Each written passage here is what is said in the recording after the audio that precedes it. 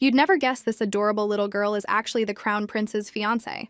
During the New Year's banquet at the Imperial Palace, the Grand Marshal's 3.5-year-old daughter met the 4-year-old Crown Prince for the very first time. With just one look, she was completely captivated by his handsome face and noble air. When the prince caught her spying on him, little Yao Yao begged her mother to let her go play and build a snowman with the boy over there. Once she got her mom's permission, Yao Yao happily skipped over to the Crown Prince. She politely introduced herself. "Hello, big brother prince. My name is Shen Yao, and I'm 3.5." The prince, seeing the cute little girl, greeted her back politely. But he never expected her to suddenly hug him and plant a kiss on his cheek. After a moment of shock, the flustered prince forcefully pushed her away, causing her to lose her balance and fall to the ground. This commotion caught the adults' attention, and the emperor and empress immediately rushed over to scold the prince. When Yao's mother picked her up, she wasn't angry at all. She comforted her parents, saying it didn't hurt one bit. Then she explained to the empress that she kissed the prince first, which is why he got upset and pushed her, so they shouldn't blame him. Hearing her defend him, the prince felt a little embarrassed.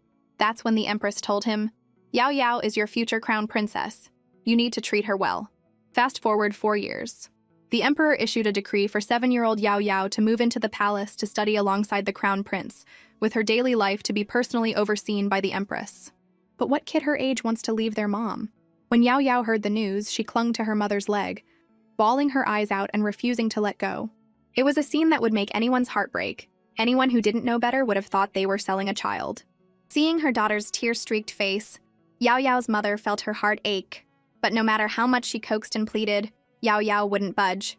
The empress and the crown prince, who had come to pick her up, didn't know what to do. The empress, remembering how much Yao Yao liked the prince when she was little, sent him over to try and comfort her. The prince couldn't help but remember their first meeting, and a blush crept onto his handsome face. He walked over to Yao Yao, gently wiped away her tears, and said softly, "Yao Yao, don't you like kissing me? If you come back with me, I'll let you kiss me every day." A second ago, she was crying her eyes out, refusing to go to the palace. But the promise of kisses every day was all it took. She instantly forgot all about her mom. The next morning, while the empress was still helping her get dressed, Yao Yao was already bouncing with excitement, eager to get to the academy. But the person who came to pick her up wasn't the crown prince. It was Wen Kangyi, the grand tutor's eldest grandson. He was both the prince's study partner and his best friend.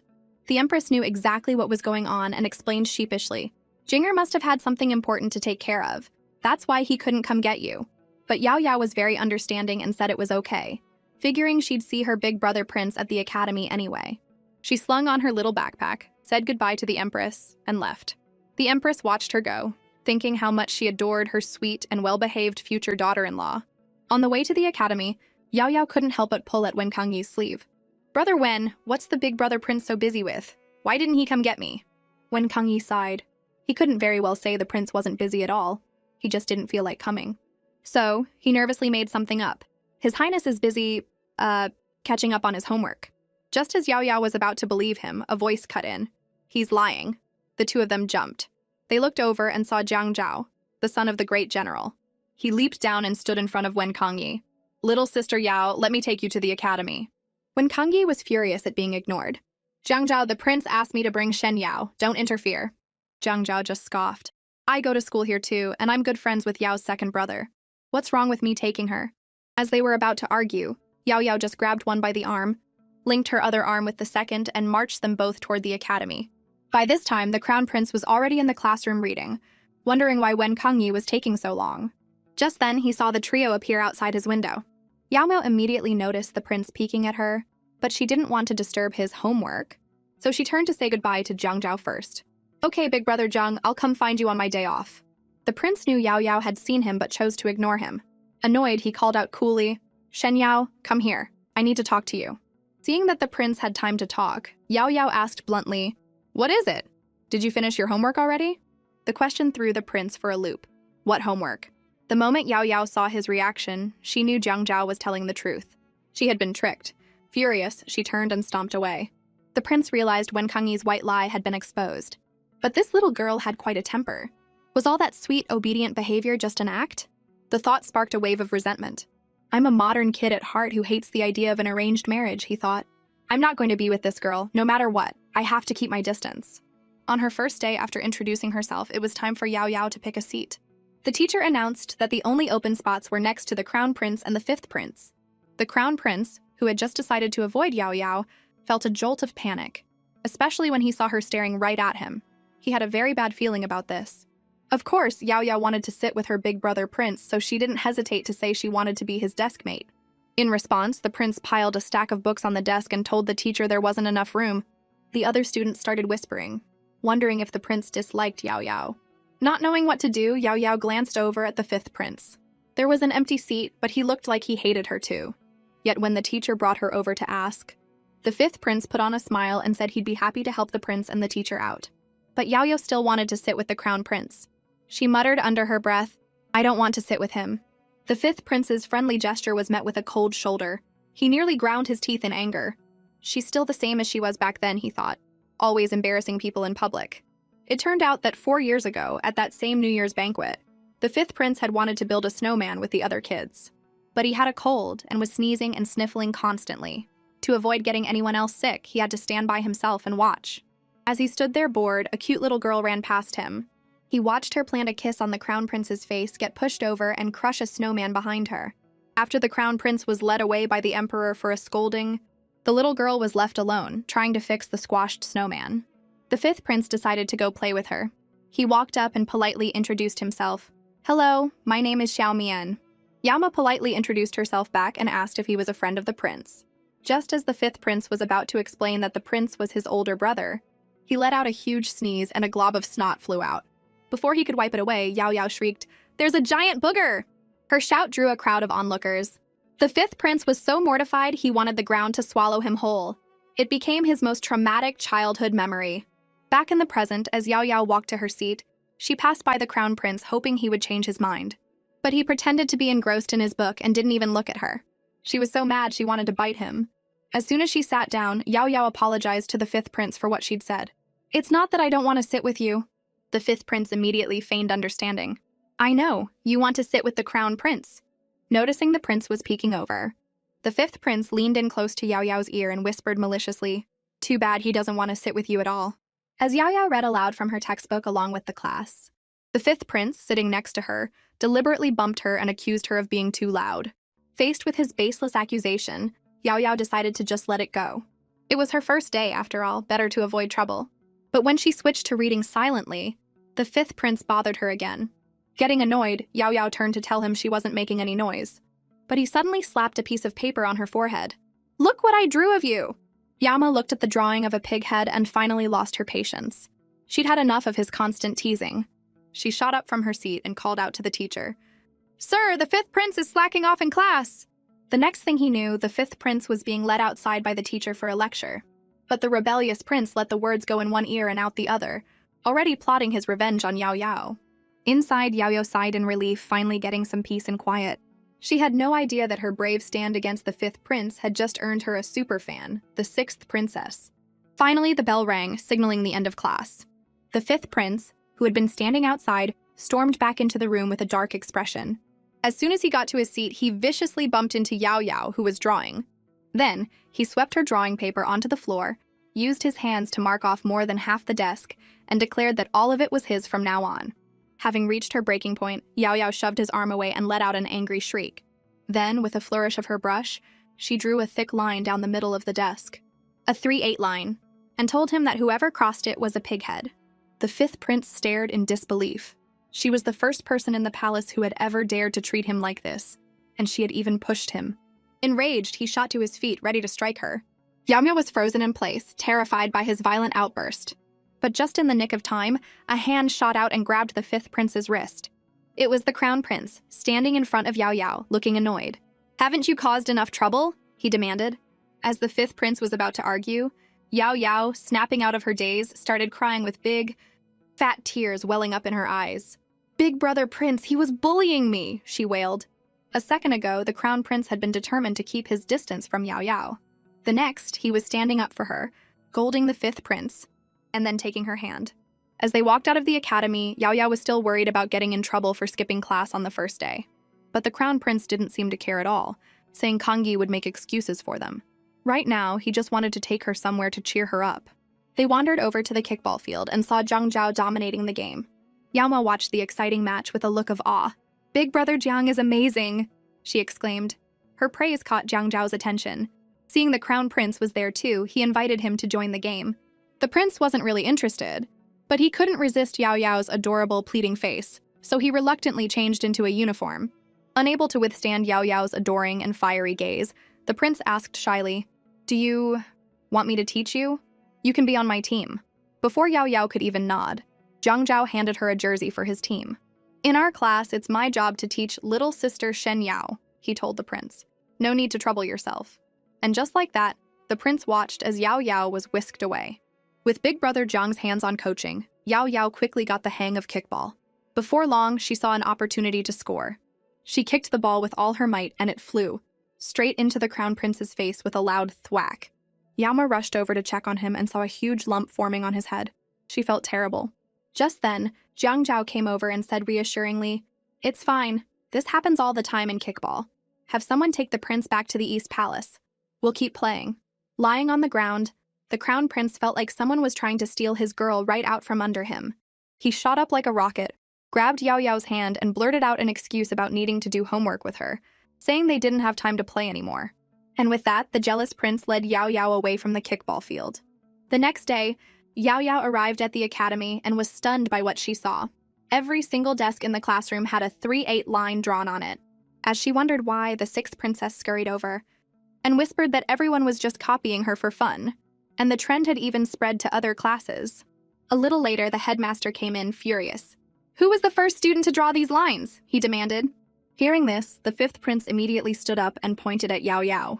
When the headmaster questioned her, Yao Yao explained with a pout that the fifth prince had tried to take over her desk space, and she was only defending herself. Her number one fan, the sixth princess, quickly chimed in to confirm that her fifth brother had started it. But in the end, both of them were sent to stand outside as punishment. Even then, they continued to bicker and trade friendly insults. Hearing the commotion, the teacher had informed Yao Yao and the fifth prince that they had the afternoon off. They were to spend the time wiping all the desks in the academy clean to restore a proper learning atmosphere. The fifth prince was about to bolt. A chore like this was obviously for the servants. But the teacher grabbed him, handed them a ring of keys, and told them they were not allowed to have any help. He hoped this would teach them to get along as desk mates. Yama immediately promised to make up for her mistake. The fifth prince, however, was seething. This was all Shen Yao's fault. She had really dragged him into a mess. After the teacher left, the fifth prince grumbled that Yao Yao was just a goody-two-shoes who knew how to sweet-talk the teacher. Yama thought he was being ridiculous again, saying she was just showing respect. With a pout, she tossed half the keys to him. "We'll each clean 10 rooms." The fifth prince was shocked that she dared to order him around. Furious, he gave her a hard shove. Yama wasn't one to back down, and she turned to retaliate. Luckily, the crown prince arrived just in time and pulled her into his arms. "Stop it, don't mess around. And fifth brother, don't waste the teacher's efforts. As a prince, you should be more careful with your words and actions." With the crown prince mediating, the fifth prince, though still fuming, couldn't defy him. He huffed and stomped away. The moment he was gone, Yao Yao's true colors showed. She excitedly tried to hug and kiss the crown prince. But just then, a little head popped out from behind a pillar, startling them both. It was the sixth princess who had come to help Yao Yao clean. A moment later, Jiang Zhao, having heard the news, arrived with a group of classmates. "Little sister Shen Yao, I'm here to help you clean," he announced, tossing the keys to his friends and telling them to split the remaining 9 classrooms. After everything was settled, the crown prince said sourly, "Brother Zhang, your timing is impeccable." Jiang Zhao paid no mind to his sarcastic tone. Yao Yao quickly ran over to thank him, then asked, "Can you guys help the fifth prince too?" But Jiang Zhao said someone would surely help the fifth prince, and it didn't need to be them. At that moment, the fifth prince was outside, listening to the cheerful chatter inside. He was all alone, with no one to help him, and his resentment grew even deeper. About 30 minutes later, Yao Yao and her friends had finished all 10 classrooms. She and the sixth princess went to wash the buckets at the well, where they ran into the fifth prince all by himself, drawing water. Startled to see them, the fifth prince glared and said sarcastically, "Sixth sister, is the crown prince the only brother you have?" Hearing this, Yao Yao immediately stepped in front of the scared sixth princess. "She came to help me. It has nothing to do with the crown prince," she retorted. "And stop being so mean to everyone." The fifth prince was furious that Yao Yao was standing up to him again. His anger boiled over. Without thinking, he splashed the bucket of water he had just drawn all over her. After drenching Yao Yao, he threw the bucket at her. Humiliated and enraged, Yao Yao immediately threw a bucket of water back at him. The two launched into an all-out water fight while the sixth princess stood by, frozen in shock. Yama seized an opportunity and tackled the fifth prince to the ground. He struggled wildly at first, but she immediately gave him 2 hard spanks on the bottom. Pinned down, the fifth prince was utterly humiliated. The worst part was, he couldn't break free. After a series of loud smacks and failed attempts to escape, he finally swallowed his pride and yelled to the sixth princess, "Huan Huan, what are you standing there for? Go get the guards!" The frantic sixth princess ran off and bumped right into the crown prince and Jiang Zhao, who were looking for them. "It's terrible, fifth brother and Yao Yao are fighting." The crown prince could only sigh at the 2 troublemakers, worried about what would happen if Consort Wei found out. Jiang Zhao, on the other hand, looked thrilled. "Really? Quick, take me to see." Meanwhile, the fifth prince had finally broken free from Yao Yao's grip, and the 2 were locked in a stalemate. He threatened to have his mother skin her alive. But Yao Yao wasn't scared at all. "Go ahead and tattle if you're not embarrassed. Let's have His Majesty judge who's right." Her words hit a nerve. He remembered his mother telling him not to embarrass her at the academy and to win their father's favor. Now he had caused trouble and gotten spanked by a girl. He had failed her expectations. Just then, the crown prince and Jiang Zhao arrived and pulled them apart, though they were still shouting threats at each other. Jiang Zhao quickly covered the fifth prince's mouth and said he'd take him to change his clothes, then whisked him away. The crown prince checked on Yao Yao, who bravely said she had only twisted her ankle. But the prince's sharp eyes noticed the scrape on the back of her hand. "Your hand is hurt. The Empress and Lady Shen will be so worried if they see it." Yama looked at the scrape and insisted it was just a minor injury, and besides, she hadn't lost the fight. She then turned toward the departing fifth prince and shouted loudly, "If the fifth prince ever bullies me again, I'll spank him again." Hearing this, the fifth prince was both humiliated and furious. "Damn it! I can't let mother find out she spanked me." After their water fight, the fifth prince and Yao Yao both went back to the palace. Yama, who had twisted her ankle, was getting a piggyback ride from the crown prince, happily singing, "La la la la la, Xiaomian is a big dummy." They had just arrived at the East Palace when they ran into the emperor and empress strolling in the courtyard. The emperor saw Yao Yao soaked to the bone and immediately took her, gently wiping the water from her face. The empress asked with concern, "Why are you all wet? What happened?" The crown prince winced. He had forgotten to tell Yao Yao not to tattle on his fifth brother. Luckily, Yao Yao was still celebrating her victory and wasn't planning on holding a grudge. She just said she was playing with water and accidentally knocked over a bucket, and the crown prince had gotten wet from carrying her. "Don't worry about the prince," the emperor said. "He's tough." The crown prince felt like he was the adopted one. But at least Yao Yao hadn't tattled, so his fifth brother was safe. Their father could be pretty scary when he was angry. As the family of 4 was having a nice moment, a eunuch rushed in. "Your Majesty, the fifth prince has a high fever. Consort Wei requests your presence." When the empress reached for Yao Yao, the emperor, not wanting his wife to get tired, told the crown prince to keep carrying her, since Yao Yao was surprisingly heavy. The sudden display of affection was a bit much for Yao Yao and the prince. "Big brother prince, am I really that heavy?" The prince just sighed. "You get used to my parents. They're always like this." Before leaving, the emperor gently kissed the empress on the forehead. "I'll be right back," he said softly. "I'll come find you as soon as I can." At that moment, in the inner court of Jingshu Palace, the fifth prince lay in bed. After some hesitation, he asked, "Mother, will father see through this?" Consort Wei, busy touching up her makeup, replied dismissively, "So what if he does? You did catch a chill. That teacher of yours is completely unreliable. I think I'll have your father dismiss him." The fifth prince was about to defend his teacher when the door flew open, and the emperor strode in. "Xiao Wu has been training diligently for years. How did he catch a fever in August?" he demanded. Consort Wei explained with a pout that their son had slipped in the water room and gotten wet, and the fever had only just started to break after taking medicine. But the emperor was not easily fooled. He felt the boy's forehead and knew instantly what was going on. "Shen Yao, a girl, was completely soaked and didn't even sneeze," he said coldly. Consort Wei didn't catch the hint. "Why are you bringing up outsiders now?" she whined. "This is all that academy teacher's fault. How could he make a prince fetch water and wipe tables himself? He must be punished." Meanwhile, Yao Yao was doing homework with the crown prince, but she couldn't concentrate. Finally, she asked worriedly, "Big brother prince, Xiaomian isn't going to die from this fever, is he?" The prince was taken aback by her dramatic imagination. "Well, fifth brother has always been frail since he was little." Yama hadn't realized the fifth prince was so delicate. If she had known, she wouldn't have thrown water on him. But it was too late for regrets. She took the prince's hand and said earnestly, "Big brother prince, let's go secretly check on him." But they were stopped at the gate of Jingshu Palace. Even after the crown prince stated his purpose, the guards firmly refused entry to anyone. Prince was annoyed but couldn't force his way into a consort's residence. So he waited until nightfall and brought Yao Yao to the wall of his fifth brother's courtyard. Yama looked up at the high wall. It's so tall. How are we going to get in? Can you do kung fu, big brother Prince? Can you just leap over while holding me? With an expectant look on her face, Yao Yao told him she was ready. Instead, the prince parted some bushes to reveal a doggy door. Fifth brother dug this so he could sneak out to play. Let's go. Yama stared at the hole, completely stunned. This was a far cry from what she had imagined. She couldn't believe Xiaomian would go to such lengths just to play outside for a bit. As soon as they were inside, they heard the sound of a whip cracking from inside the palace. Inside, the fifth prince was kneeling on the floor as Consort Wei lashed out with a whip. I asked you to fake an illness and you couldn't even do that right. You're such a coward. Nothing like your father when he was young. Her son flinched and whispered that he didn't want to lie to his father, who had already seen through it anyway. But Consort Wei didn't care and continued to whip him. After a long while, she finally threw the whip down. You stay here and think about what you did. You're not going to the academy tomorrow. Outside, the prince and Yao Yao had seen everything. They never knew Consort Wei could be so terrifying. The prince quickly told Yao Yao not to tell anyone what they saw, or the consort would surely beat his fifth brother again. When Yao Yao nodded, the prince patted her head and gestured for her to go inside.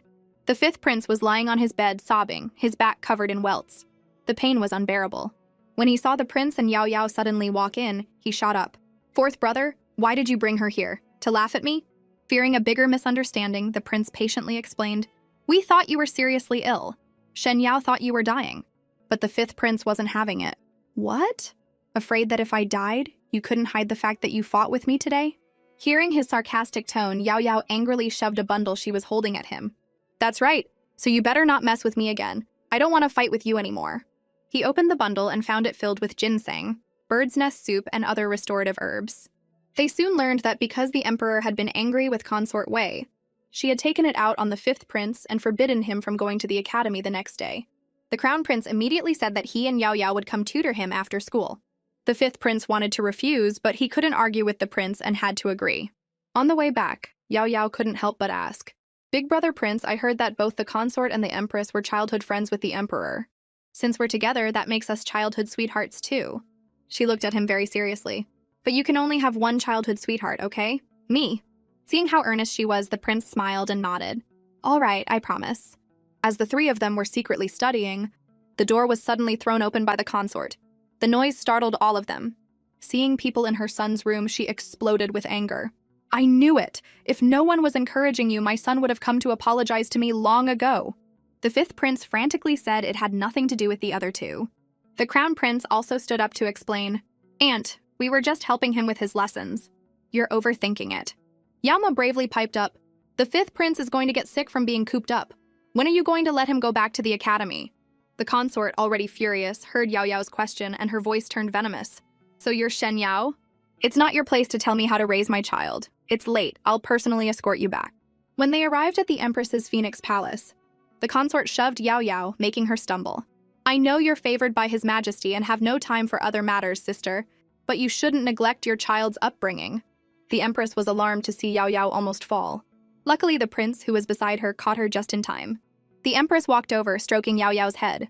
Facing the arrogant consort, she spoke calmly. Thank you for the reminder. But seeing the genuine friendship between the three of them makes me very proud. It's late now. Someone, escort the consort back to her palace. The consort just snorted in disdain.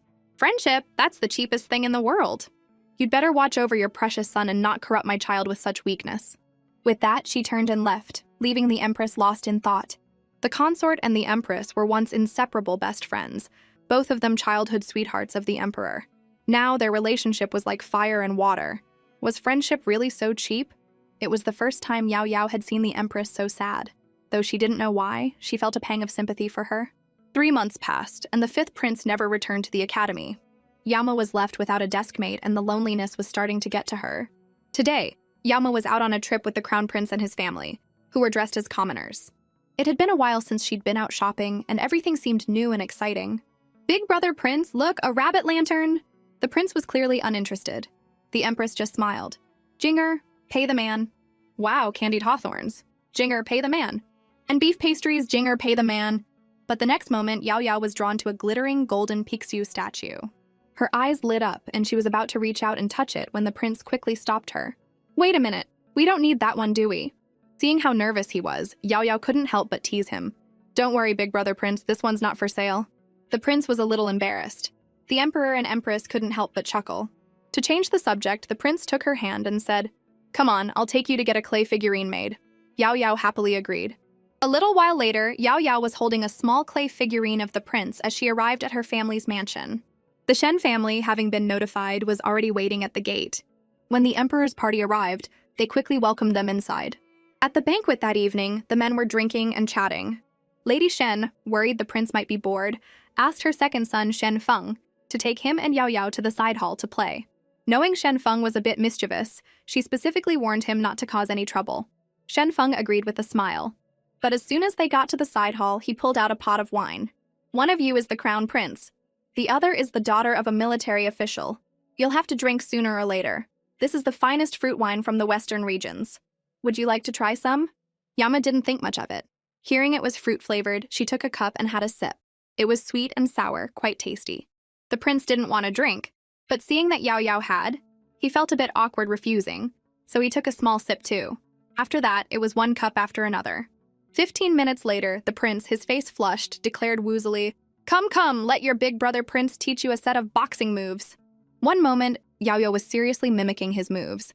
The next, they both collapsed to the floor in a drunken stupor. The next day, the crown prince was reading intently while Yao Yao was playing with her clay figurine. An old nanny, seeing it was getting late, brought over basins of water for them to soak their feet. Yama and her big brother prince soaked their feet in unison, rinsed their mouths in unison, and wiped their faces in unison.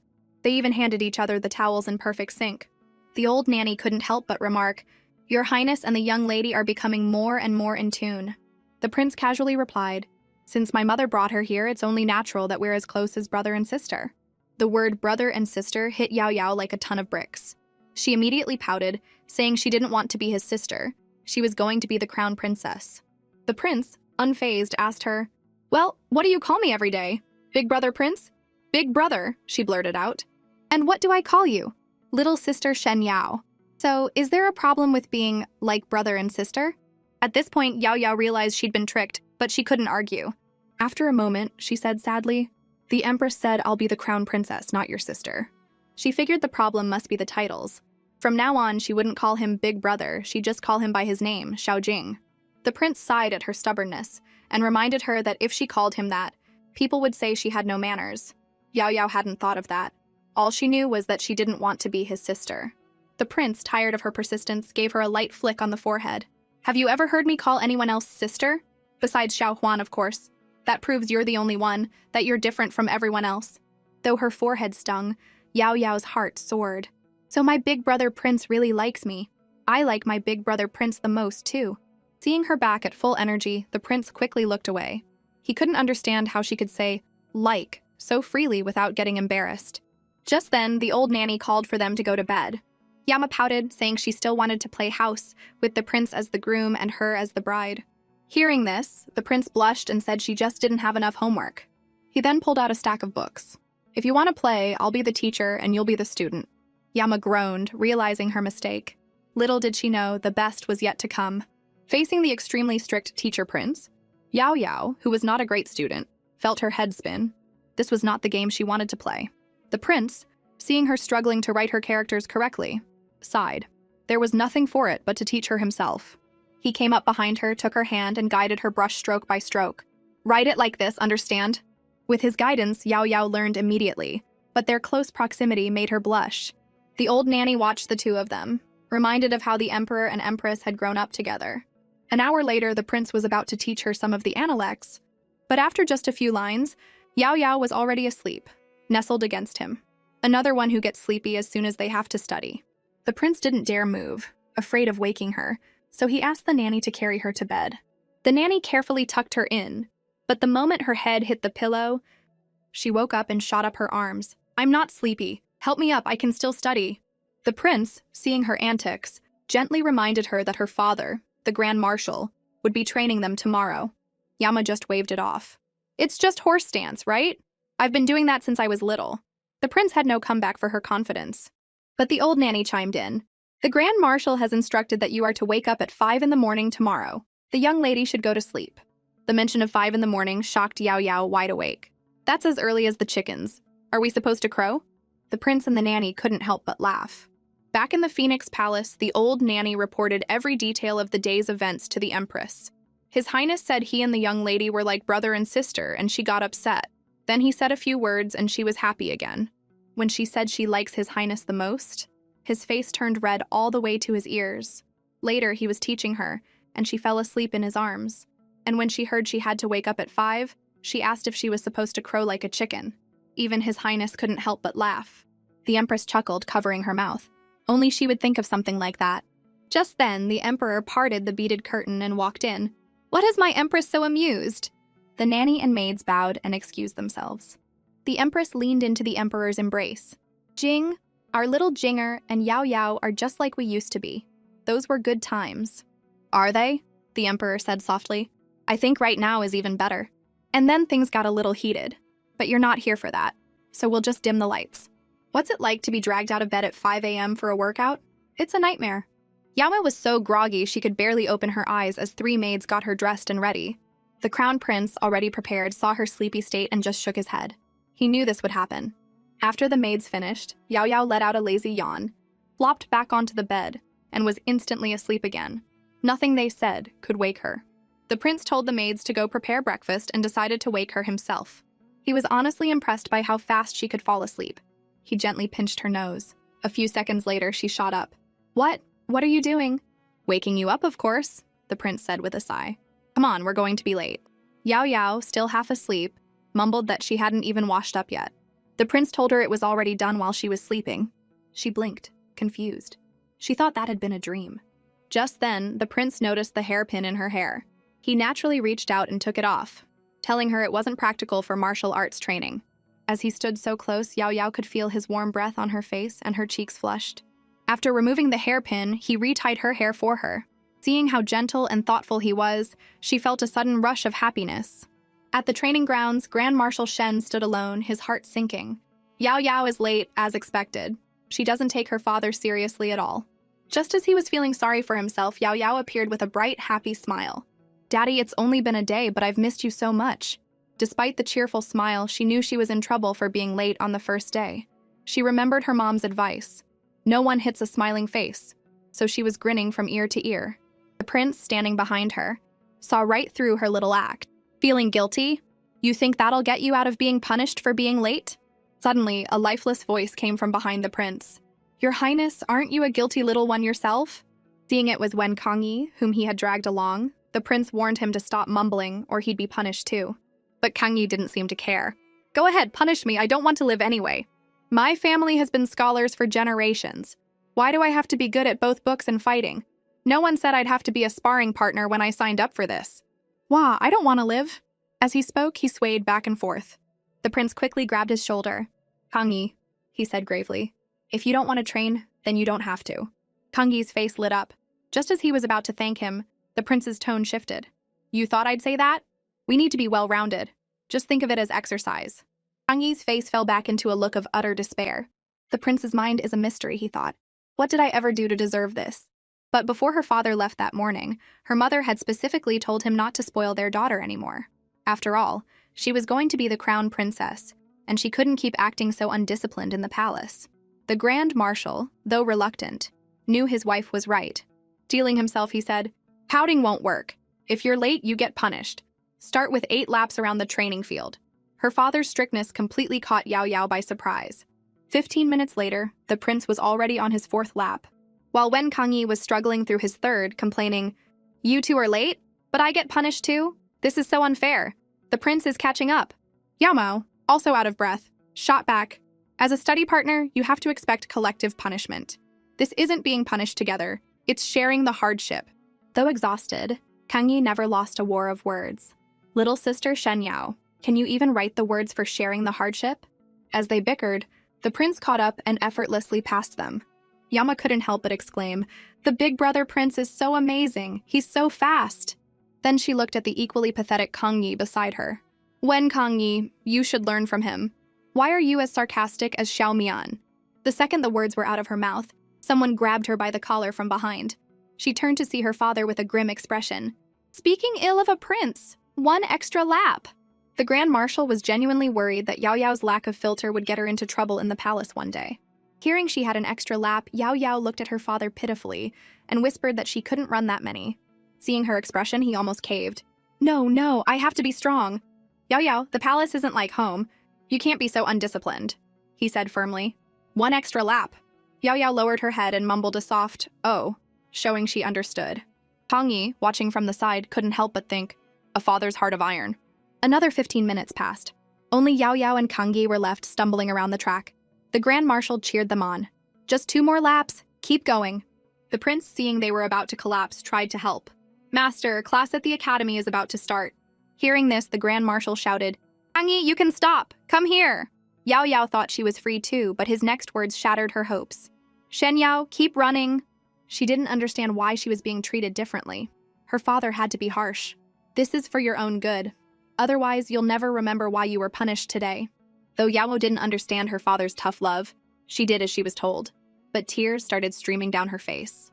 Seeing her running and crying, the Grand Marshal's resolve crumbled again, and he started running alongside her. Back at the academy, the students were reading aloud while Yao Yao was nodding off at her desk. The prince, her deskmate, saw her state and sighed. After a moment, he gently pushed her head down behind a textbook. Go ahead and sleep. I'll tutor you when you wake up. Yama never thought she'd have a nightmare about her own father. When she woke up from the dream, terrified by his strictness, she realized it wasn't even dawn yet. She got dressed and decided to go wake up the crown prince. The prince was also dreaming, but he was dreaming about studying with his teacher. Yama whispered, Big brother prince. The prince shot up in a reflex, still reciting what his teacher had taught him. Yama was amazed. Big brother prince, you even study in your dreams? She poked his cheek to see if he was really awake. The prince, now fully awake, grabbed her mischievous hand. Why are you up so early today? I had a nightmare about my dad and it woke me up, she said gloomily. The prince was speechless. He had never heard of someone being scared awake by their own father. Seeing the sky lighten, he called for the maids to help Yao Yao get ready. Before she left, Yao Yao reminded him to hurry up. She did not want to be punished with more laps. At the training ground, just the warm-up run left Yao Yao and Kang Yi exhausted. Then it was horse stance and boxing practice. This was Yao Yao's strong suit, and her movements were sharp and impressive. Kang Yi, on the other hand, looked like he was about to fall apart. Finally, the Grand Marshal announced the end of the session. Yao Yao immediately shouted, Thank you, teacher. Goodbye, teacher. Then she whispered, Quick, run, before my dad assigns homework. Kang Yi panicked and started to run with her. But they had only gone a few yards when the prince's calm voice stopped them. The Grand Marshal already thought of that. He's already assigned the homework. Kang Yi's shoulders slumped. All that running for nothing. I'm so tired. Seeing their little plan fail, the prince was in a surprisingly good mood. Our homework is to perform the boxing routine smoothly tomorrow, write out the mantra for it from memory, and add our own notes and insights. Yama and Kang Yi looked like they had been struck by lightning. They both wailed, I can't remember it. I can't do the moves. Big brother prince, help me, sob! The prince put his arms around the two of them. You two can actually help each other out, he said seriously. Yao Yao is slow at reading, but picks up martial arts quickly. Hearing the prince praise her, Yao Yao blushed. Prince then turned to Kang Yi. Don't just focus on her weaknesses. Everyone has their strengths and shortcomings. With that, he announced he would be supervising them until they finished their homework. Meanwhile, in the Hall of Mental Cultivation, the fifth prince knelt alone before the emperor, silent. The emperor's voice was cold. If I don't agree, you'll just kneel here and threaten me? Go kneel outside. When you've thought it through, you can go back. If you only care about your rule-breaking mother, you can kneel until you die for all I care. The dynasty will just have one more undisciplined son. This consort was accused of sneaking out of the palace to cheat on the emperor. The emperor, not being a fan of being cheated on, threw her into the cold palace. She desperately wrote him a letter, trying to prove her innocence. Just then, an old nanny burst in.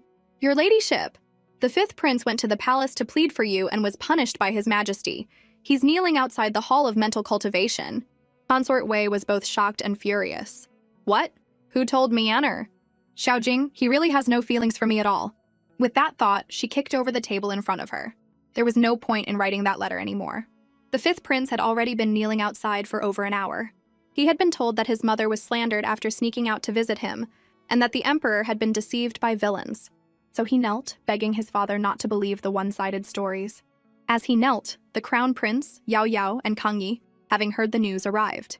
The crown prince saw his fifth brother was about to collapse and told him to go back, saying he would talk to their father for him. But the fifth prince wasn't grateful. "Say what? Kick me while I'm down?" he sneered. The crown prince was annoyed. "Is that all they taught you at Sword Forging Manor?" But then he realized his brother had been kneeling in the sun for a long time and was probably at his limit. Since talking wasn't working, he would have to use force. He got into a stance, said, "Sorry," and brought a hand down in a swift chop to the fifth prince's neck. The fifth prince immediately went limp and fell into his arms. The move stunned Kangyi, who was terrible at martial arts. They had just learned that move this morning, and the prince had already mastered it. Yama, seeing this, looked at her own hand and said she thought she had learned it too. Kangyi was about to ask if she was serious when, without warning, Yao Yao chopped him on the neck. With a thud, Kangyi fell to the ground. Yao Yao was thrilled. "Wow, I really did learn it." Inside the hall, the emperor had watched everything. He ordered a eunuch to take the fifth prince and Kangyi to the East Palace, have Shen Yao look after them, and bring the crown prince in. Yao Ma was not happy about having to take care of her rival, the fifth prince. But the prince said that if you knock someone out, you have to take care of them. Yao Yao felt that made sense, but he was the one who knocked out the fifth prince. Seeing she was getting harder to fool, the prince explained that he had originally planned for Kangyi to take care of him, but since she had knocked Kangyi out, she was responsible. Before she could ask any more questions, the prince changed his tone. He gently cupped her face in his hands and gave it a little squeeze. "Little sister Yao Yao, it's your time to shine." Staring at the handsome and gentle prince, Yao Yao just nodded dumbly and agreed. In the Hall of Mental Cultivation, the emperor explained the situation to the crown prince. Consort Wei's trusted maid had accused her of having an affair with Chen Chen, the deputy commander of the Imperial Guard.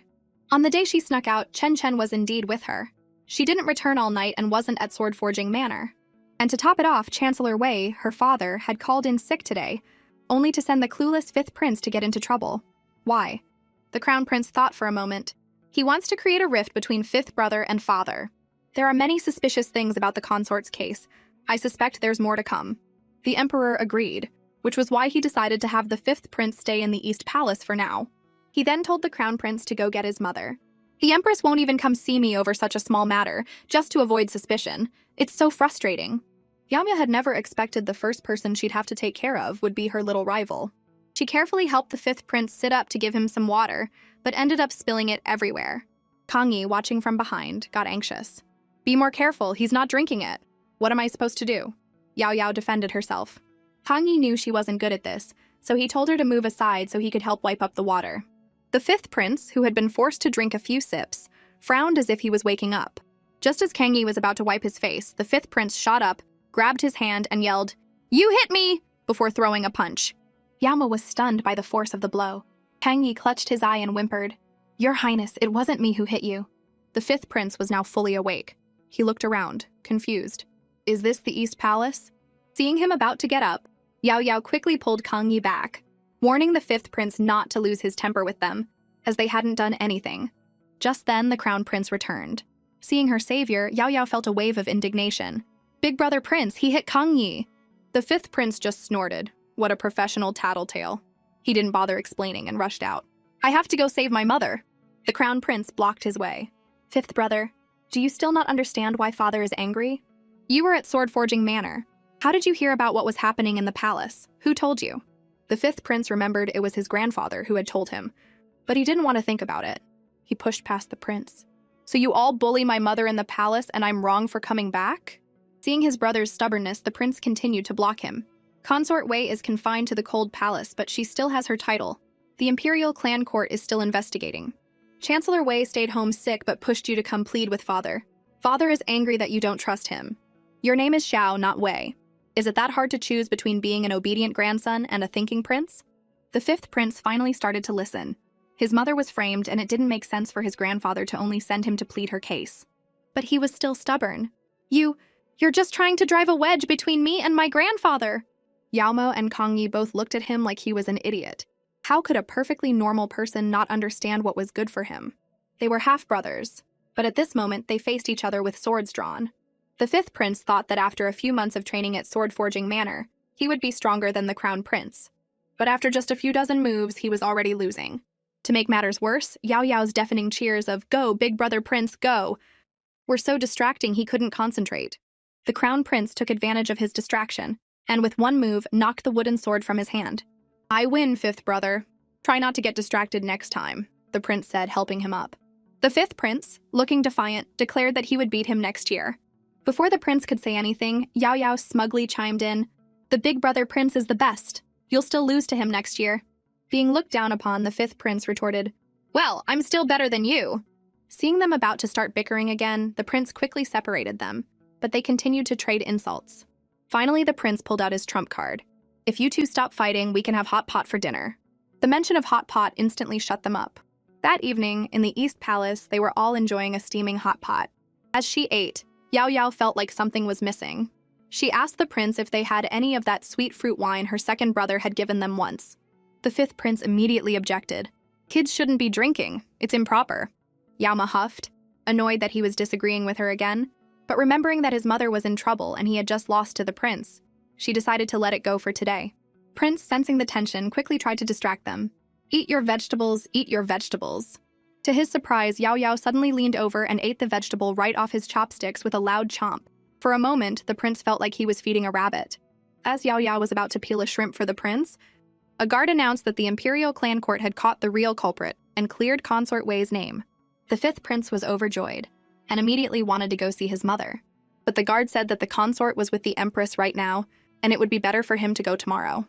His mood now soaring, the fifth prince declared, Fine, I'll go tomorrow. Someone, bring out the fruit wine from the western regions that fourth brother has been hiding." Yama heard him and thought what a hypocrite he was. After a few drinks, they all started to get a little tipsy. The prince was feeling dizzy when he turned and saw Yao Yao staring at him intently. She started leaning closer and closer, and he panicked.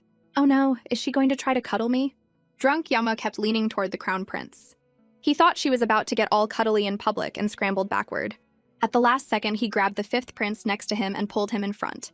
But it turned out Yao Yao wasn't going for a cuddle. She went straight for a chokehold. The fifth prince, struggling to breathe, managed to gasp, "Fourth brother!" Hearing the wrong voice, Yao Yao realized her mistake. She frowned and played the victim. "Hey, you tricked me by pretending to be the big brother prince." The fifth prince, choked for no reason, was getting angry. He struggled but couldn't break free. The movement made Yao Yao feel the alcohol rush to her head, and she went limp, falling on top of him. The fifth prince, pinned underneath, yelled, "Shen Yao, what's wrong with you? You can't even handle your wine. Get off!" But Yao Yao was already fast asleep. The fifth prince had no choice but to call for the crown prince's help. As they were all laughing and joking around, a message was delivered to Consort Wei in the cold palace. It said that the person the court had found was just a scapegoat. The real mastermind was the empress, and all the evidence was gone. Consort Wei couldn't believe the person trying to destroy her was Empress Song Shuyan. She remembered when they were young, best friends. The empress had married into the palace first, and Consort Wei hadn't wanted to compete with her friend. But the empress had invited her to the palace, saying they could be together like they used to. After she arrived, Consort Wei had even defended the empress when the emperor kept adding women to his harem, reminding the empress that he had promised to be faithful to her. But the empress had just made excuses for him, saying he was just trying to balance the court's power. It was then that Consort Wei realized her friend had only invited her because she was the chancellor's daughter. Later, after the empress gave birth to the crown prince, the emperor told Consort Wei he had promised the chancellor a grandson, which is how the fifth prince came to be. But on the day she gave birth, neither the emperor nor the empress came to see her. They were both with the crown prince, who was frail. The more she thought about it, the angrier she became. Her miserable life was all because of that foolish youthful friendship. But even so, she had never tried to harm the empress. And now Song Shuyan was trying to frame her. Just then, the empress pushed open the door to the cold palace. "Luoluo, you've been through a lot. His Majesty has prepared a private dinner for you at Qianan Hall. I've come to get you." Consort Wei stared at her, her voice icy. "Yan, I will tear the person who did this to me to pieces." Hearing her call her by her nickname, the empress smiled. "The emperor will get justice for you." Consort Wei just laughed coldly. "I don't need anyone to get justice for me anymore. I will bury you all myself." With only one day of winter break left, Yao Yao was in a panic, trying to learn embroidery from the sixth princess. But the lotus flower she was working on was a mess. It took the sixth princess a while to even figure out what it was supposed to be. As they were struggling, the crown prince walked in and asked if they had finished their homework. Yama quickly hid the sachet she was working on behind her back and said she was done. The prince, seeing her being so secretive, asked to see it. She refused, not wanting to embarrass herself in front of him. But he was quick. He snatched it from her before she could react. When she tried to grab it back, he held her off. He looked at the sachet with an "I knew it" expression. Seeing her still trying to get it back, he said it was too ugly and he was confiscating it. He then pulled a beautifully embroidered sachet from his pocket and handed it to her. "Use this one for your assignment. My mother made it in her spare time." Yao Yao's face turned red as she took it. She never expected him to be so thoughtful and sweet. Outside, her second brother, Shen Feng, saw the whole thing and sighed. His silly little sister was so easily won over. The sixth princess had also slipped outside, not wanting to be a third wheel. But she was startled by Shen Feng standing right outside the door. When he greeted her, her face turned bright red. She stammered for a moment, then turned and fled back into the room. Yao Yao was confused when the sixth princess suddenly hid behind her. She was about to ask what was wrong when her brother walked in, holding the embroidery the princess had dropped. Yao Ma was thrilled to see him at the palace and asked why he was there, but he immediately started scolding her. "Yao Yao, you've been in the palace for a year. How has your needlework not improved at all? Can't you learn from the sixth princess?" He then bent down and handed the embroidery back to the princess. She took it, blushing, and thanked him without daring to look him in the eye. It was obvious to anyone with eyes that she had a crush on him. The prince, however, just thought his sixth sister was becoming more shy. When he explained that Shen Feng had been appointed as a teaching assistant at the academy by the emperor, Yao Ma jumped for joy. "Yay! In that case, second brother, you have to help me and Xiao Huan with our grades." No one noticed that the sixth princess's face had turned as red as a ripe apple. Back in his own quarters, the crown prince looked at the strange, ugly sachet and sighed. After some thought, he decided to keep it. Maybe it could ward off evil spirits. He also decided he needed to talk to his father about the engagement soon. Arranged marriages were just not for him. The next morning, the prince and his friends were on their way to school when they ran into Jiang Zhao. When he greeted them warmly, Yao Yao ran over excitedly. "Big brother Jiang, what are you doing here today?" Unlike Yao Yao's excitement, the prince and Kang Yi both looked grim. The prince especially hated seeing the adoring look in Yao Yao's eyes as she looked at Jiang Zhao. He felt like she treated Jiang Zhao no differently than she treated him.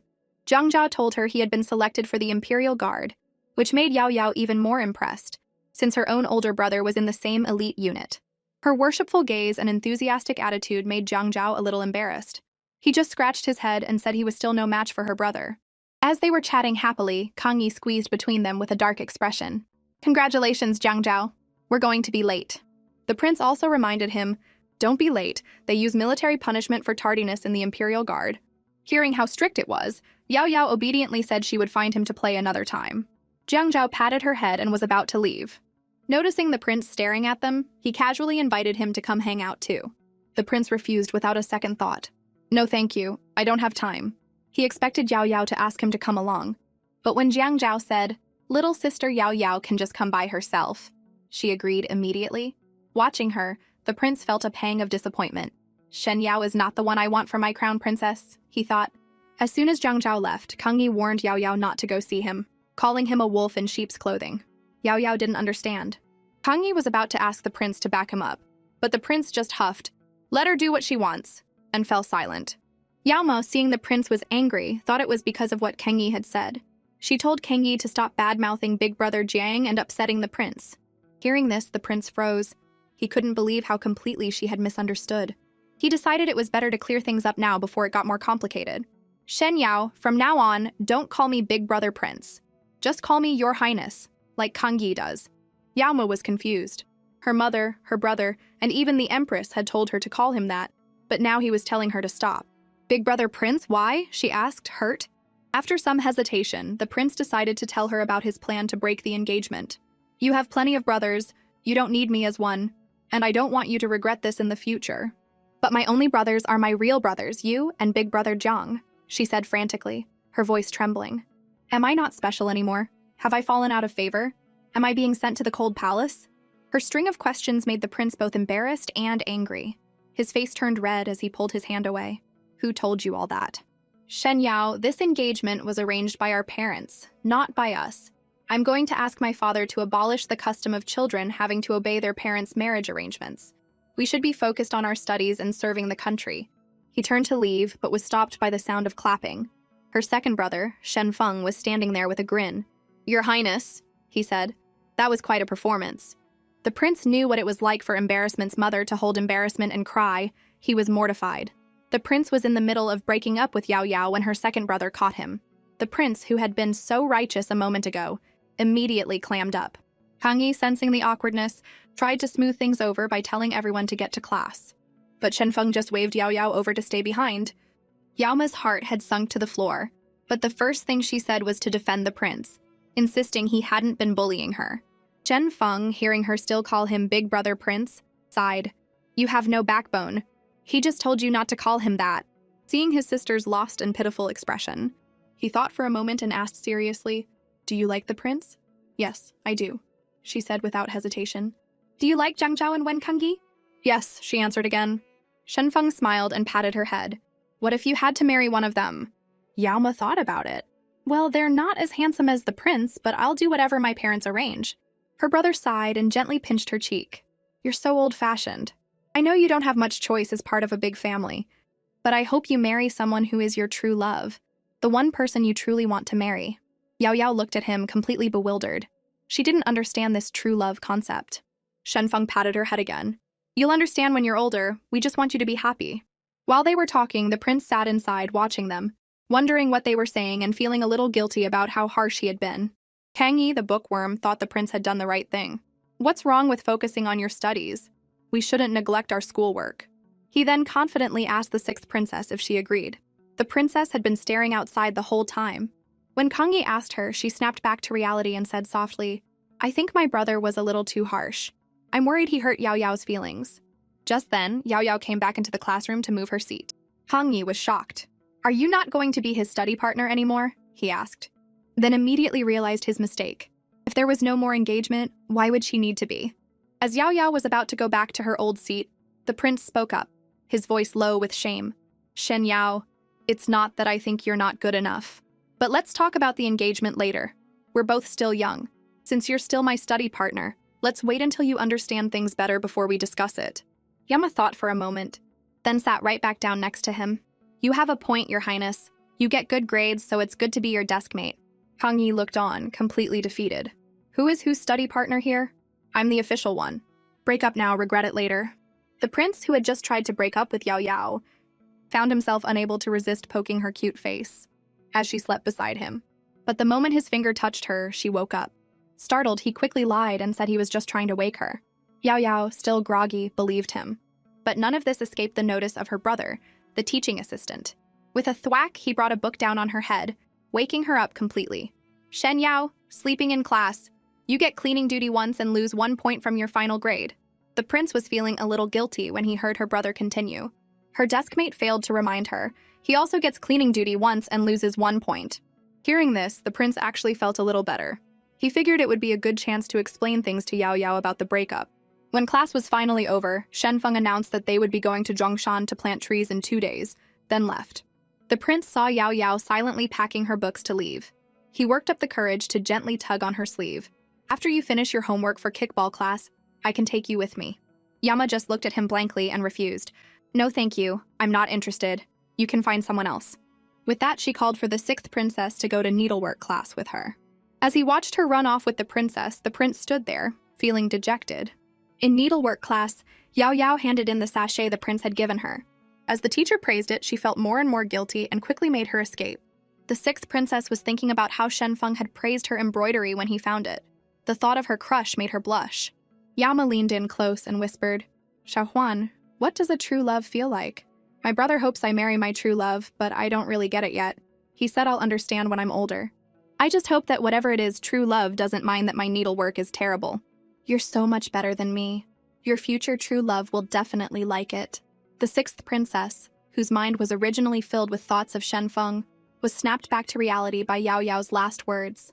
Her mother was not favored, and her family was not powerful. Her marriage would likely be arranged by her father, a political pawn. She remembered the beautiful night when she first met Shenfeng, the first time he had patted her head. How important is it to have a mother-in-law who has your back? This morning, the empress told Yao Yao to stick close to the crown prince after they got to Zhongshan and to listen to the teacher. Hearing this, Yao Yao's spirits sank. The prince probably didn't want her following him around. The empress noticed her sad face and asked if something was wrong. Yao Yao just shook her head slightly. Just then, the crown prince walked in. "Mother, I've come to get little sister Shen Yao." The empress told the nanny to take Yao Yao outside first as she had something to say to the prince. Once Yao Yao was gone, the Empress's face grew serious. I heard what happened at the academy. Are you unhappy with us or with Shen Yao? The prince explained that Yao Yao was too impulsive and not suited to be a future empress. Only someone calm and composed like his mother would be. The empress just sighed. But I wasn't always like this. If I didn't have to manage this entire palace, I would probably be even more naive than Yao Yao. The prince knew his mother was right. It was because he had seen how hard she worked that he only wanted to marry one wife, so that person had to be worthy of being the future empress. The empress was shocked by her son's idea. To only have one wife in the harem would face unimaginable opposition. Seeing the determination in her son's eyes, the empress changed the subject. Even so, you shouldn't have embarrassed Yao Yao in public. I know I was wrong, the prince said, lowering his head. Seeing that he recognized his mistake, the empress told him to find a time to properly apologize and explain things to Yao Yao. Then she sent him off to join his friends. Meanwhile, Yao Yao, who had gone outside first, was looking around for the sixth princess. When a familiar voice asked, "Shen Yao, why didn't you come with fourth brother?" Yama saw it was her rival, the fifth prince, and snapped, "None of your business," before moving aside to wait for her carriage. The fifth prince was surprised that his simple question had made her so angry. "With an attitude like that, my fourth brother will dump you sooner or later," he retorted. His words stung. Just then, the crown prince came out. The fifth prince said he was just there to hitch a ride. The prince was happy to see him and asked if he was going back to Sword Forging Manor. The fifth prince said he wasn't, that he was much stronger now and wouldn't be pinned down by some ill-mannered wild girl anymore. That set Yao Yao off. "Who are you calling a wild girl? Want to go around right now?" Seeing them about to fight again, the prince quickly separated them. "Why do you two always fight when you see each other? Fifth brother, Consort Wei is already trying to find you a wife. You need to be more composed in public." The fifth prince was shocked to hear his mother was setting him up on blind dates. Yao seized the opportunity to mock him. "It doesn't matter if you know or not. Someone like you could never find a wife on your own anyway. Better than marrying a wild girl," he shot back. The prince just sighed. His fifth brother's insults were all supposedly about Yao Yao, but every single one felt like a jab at him. After Shen Feng announced they could form groups of 3 to plant trees, the crown prince immediately asked Yao Yao if she wanted to be in his group. To his surprise, she turned him down flat, saying she had already promised to team up with her brother and the sixth princess. A little while later, Yao Yao was patiently teaching the sixth princess how to use a shovel, while Kang Yi, who was with the prince, was already exhausted. The prince hadn't lifted a finger to help. After telling Kang Yi to take a break, he went to check on Yao Yao's group. The sixth princess, after learning how to use the shovel, went to try it out. Yama saw that her brother was busy helping other students, and the princess was no help, so the whole group's task fell on her. Just as she was about to get to work, the prince appeared holding a flask of water in his hand. "Hey, take a short rest. It's rose nectar, your favorite." He pressed the flask into her hand and added, "Don't dig too hard or your hands will blister. You should wear gloves." Yama stared at him blankly. "Your Highness, you don't have to force yourself to take care of me just because the Empress told you to," she said quietly. "I can manage on my own." "That's not it. I wasn't," the prince stammered, not knowing how to explain. He quickly made an excuse about checking on Kang Yi and fled. On the other side, the sixth princess was struggling. She put all her strength into it, but she couldn't even break the soil. Shen Feng took the shovel from her and said he was good at digging holes, so she could just help by getting the saplings. The princess happily went to get a sapling, glad to be useful. But she wasn't paying attention and tripped on a rock. Just as she was about to fall, Shen Feng rushed over and caught her in his arms. "Be careful, Your Highness. There are a lot of loose rocks here. Are you hurt?"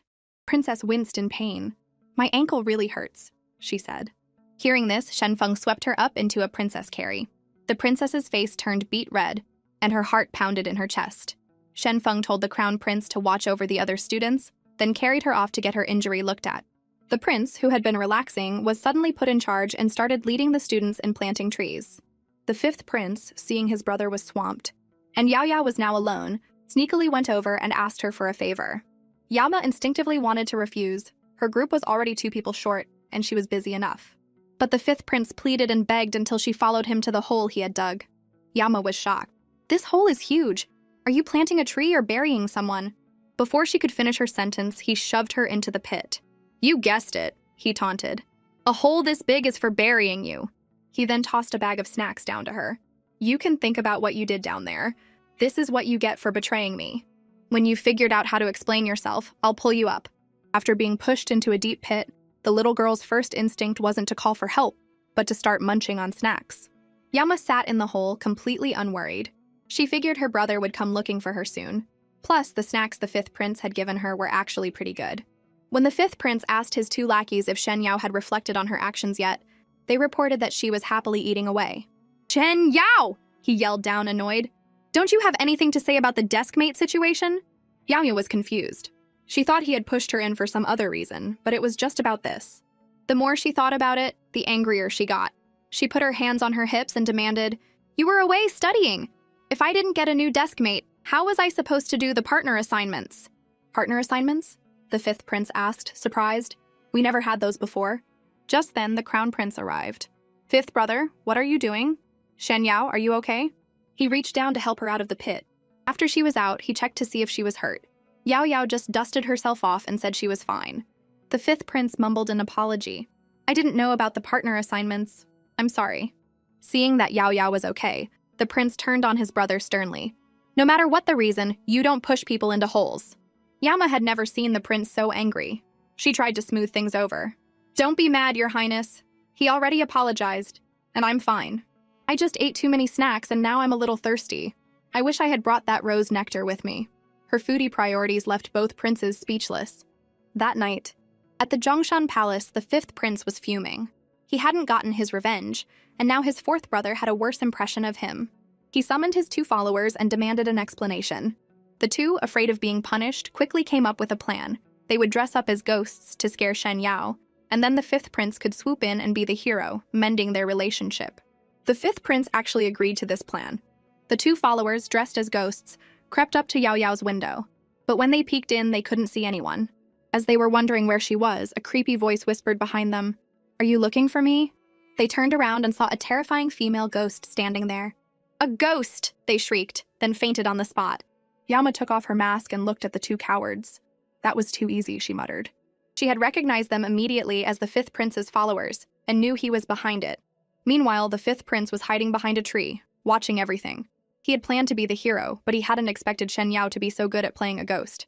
Then it hit him. He was trying to fix things with her, and now these two idiots had just made it worse. Yama and the sixth princess were asleep. When the faint sound of a door opening woke Yao Yao, she gently woke the princess and whispered that someone was in the room, telling her to stay quiet and see what happened. Two assassins dressed in black entered the room but were confused. They were there to kidnap the sixth princess. But there were two girls in the bed. They couldn't tell which one was the princess and considered taking both of them. Yama overheard them and knew they were after the princess. "I can't let them take Xiaohuan," she thought. She sat up abruptly and pretended to be groggy. "Someone, attend to this princess." The assassins, believing she was the princess, moved in and covered her mouth with a cloth soaked in a sleeping drug. They then threw the unconscious Yao Yao over their shoulders and left. Once they were gone, the sixth princess crawled out from under the covers, frantic. She had to go find Shen Feng. At that moment, Shen Feng was miserably grading homework when he heard someone calling his name from outside. He opened the door to see the distraught princess. "Mr. Shen, you have to save Yao Yao." "To her, tell me clearly," he demanded. After catching her breath, the princess cried, "She was taken by two men in black." Unfortunately, the crown prince happened to be walking by and overheard. He was shocked, wondering who would dare to kidnap his future crown princess. After being carried off, Yao Yao started to struggle. "Who are you? Let this princess go!" The assassins were annoyed. The sleeping drug should have lasted longer. One suggested giving her another dose, but the other, carrying her, said it was too much trouble, and they were almost at the clearing where their horses were tied. Yama overheard them and knew she couldn't let them get away.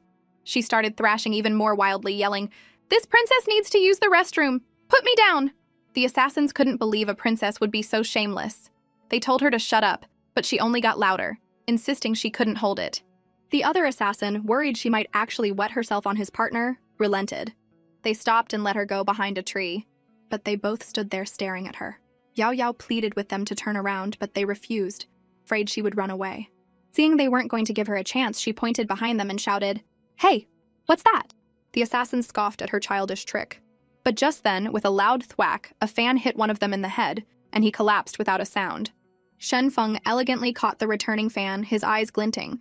"You have some nerve, kidnapping a member of the royal family." The remaining assassin wasn't scared. His master had said that if he could take out Shen Feng, the reward would be doubled. Driven by greed, he yelled, "Shen Feng, you brought this on yourself," and charged with his sword. But his blade was instantly caught in the ribs of Shen Feng's fan. An elbow strike later, and he was on the ground. Shenfeng looked down at him, puzzled. He recognized me, but instead of running, he attacked. Was he after me all along? To make sure the assassins couldn't escape, he and Yao Yao tied them up securely. Yao Yao grumbled that he had taken too long. He explained that he was the fastest, and the prince and the others were still behind them. Just then, the prince and his men arrived. Shen Yao, are you okay? How could you just take the sixth princess's place? Yao Yao was taken aback by his angry tone. Xiaohuan's foot was hurt and I can run, she explained softly. It's better than her getting taken. The prince's anger subsided. But what if something happened to you? The sixth princess would feel guilty for the rest of her life. He softened his tone. Never mind, I won't let you get into a situation like this again. Can you believe it? She was supposed to be the most tragic figure in the palace, but her very first assassination attempt failed. She was so angry she almost tore Jingshu Palace apart. Useless fools, you couldn't even handle a few kids. An old nanny tried to calm her.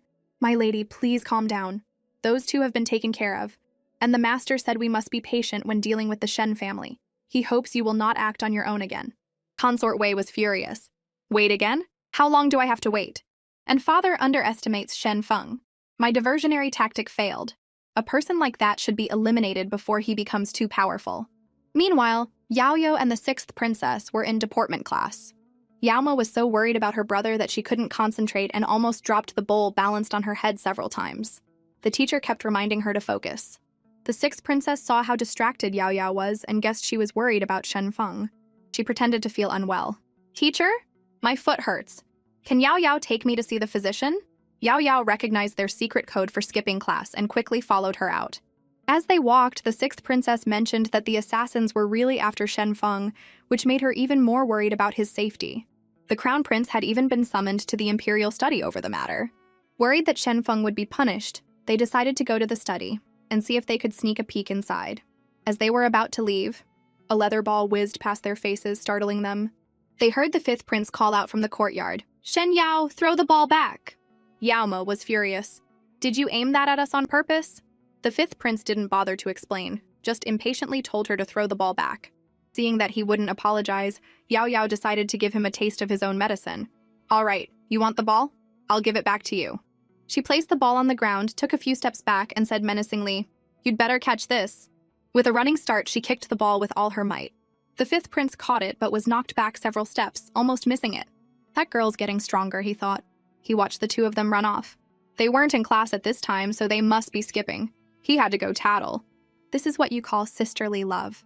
For the first time, the sixth princess lied to a eunuch, all to give Yao Yao cover so she could sneak into the imperial study. While the eunuch was talking to the princess, Yao Yao crept up to the study door. She could hear her brother inside, pleading with the emperor. Your Majesty, the students were attacked at the palace. It was my failure. The students are the future of our dynasty, and I am not fit for this responsibility. I ask that you dismiss me from my post. Yaoma didn't understand why her brother wasn't defending himself. As she fretted, a voice behind her said, Shen Yao, what are you doing here? She nearly jumped out of her skin. It was the crown prince. She whispered that she was just worried about her brother.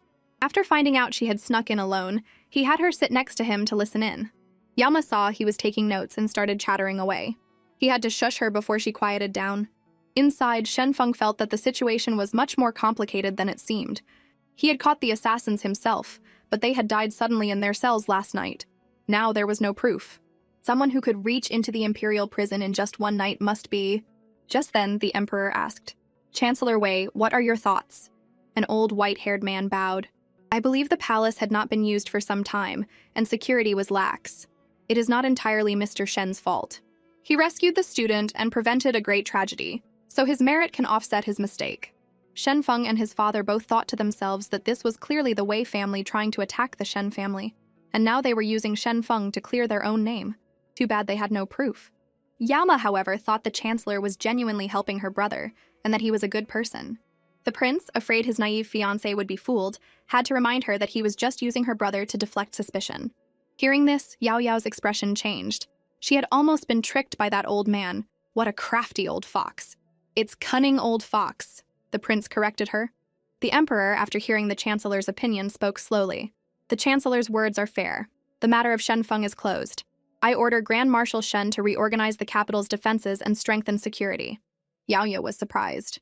Her father hadn't said a word, so why was he being given a task? The prince, seeing she didn't get it, had to explain that this was the emperor's way of purging the Wei family's influence from the city's defenses. Seeing her brother was safe, Yao Yao got up to leave. The prince, hearing her call him Your Highness, felt a strange pang of disappointment. He wasn't used to it.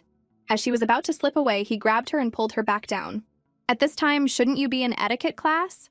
he said with a mischievous glint in his eye. "Since you're not there, you can come." Then he pulled out a stack of notebooks. "Let's practice writing out the 8 rows chapter from the Analects." Yama immediately tried to get up. "Your Highness, the Emperor will be angry if he sees me here."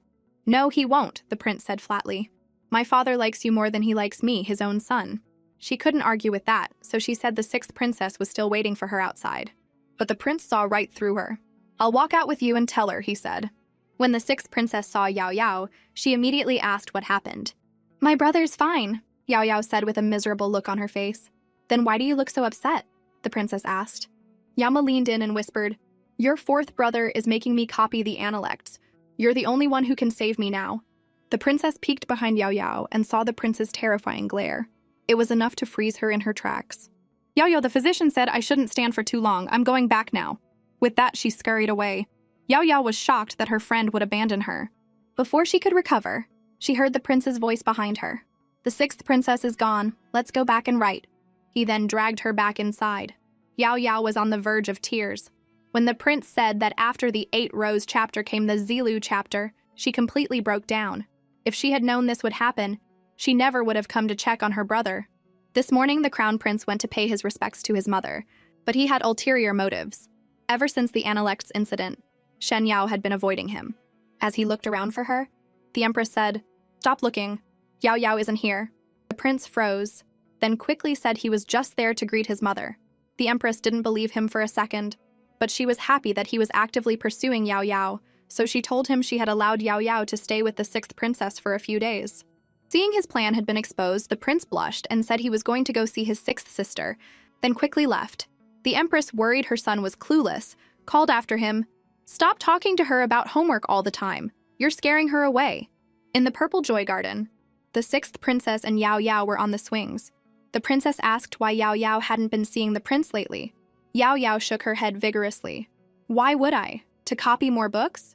He made me copy for a whole day. A whole day. Even when my dad makes me train, I'm not that tired." As she complained, she didn't realize the prince had snuck up behind them. "I used to listen to him because I was going to be his crown princess," she continued.